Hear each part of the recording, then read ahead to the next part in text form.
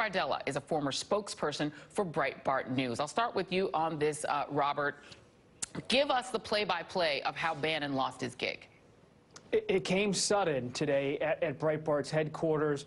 People were preparing for radio interviews. Bannon himself was chairing the website and the editorial coverage. But the decision had, in a way, also been in the works for weeks. Rebecca Mercer, the billionaire donor who's a stakeholder in the site, and others in the Breitbart leadership were looking to push him out.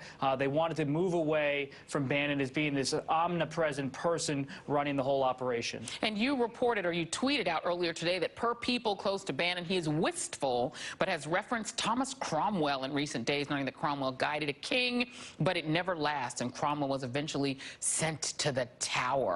And executed. What is that about?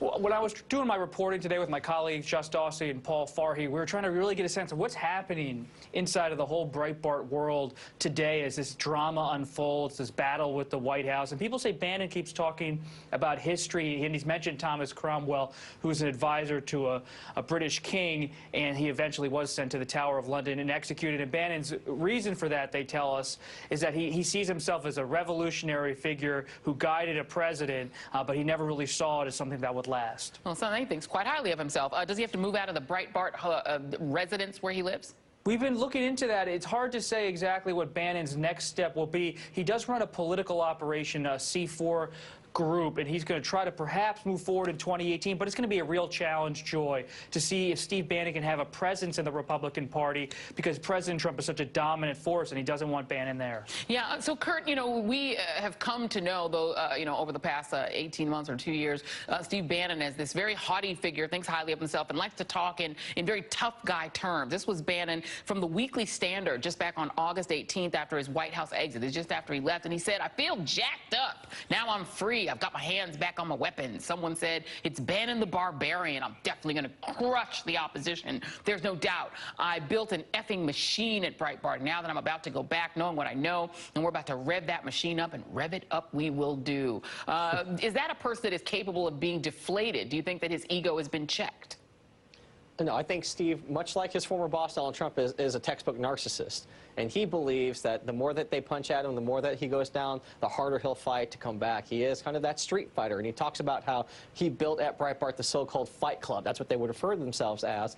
So I don't think Steve will go quietly. Now, the question is it viable for him to make a return? Really, that hinges on his relationship with Trump right now. Trump is the Republican Party. He is the gateway to donors, to supporters, to that audience.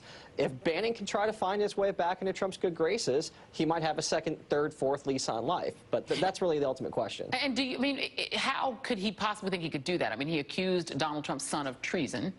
He went on the record, according to multiple people who have spoken about how they came to speak to Michael Wolff. They said Bannon was the guy who said, "Go ahead and talk to him." What method would he use, Kurt, to try to get back in Trump's good graces? I think that for Steve to succeed, he needs Trump to fail. At the end of the day, Trump is all about instant gratification in that moment, and that's why he's so unpredictable. He can watch one segment and see one thing that he doesn't like, and all of a sudden tweet something crazy and fly off the handle.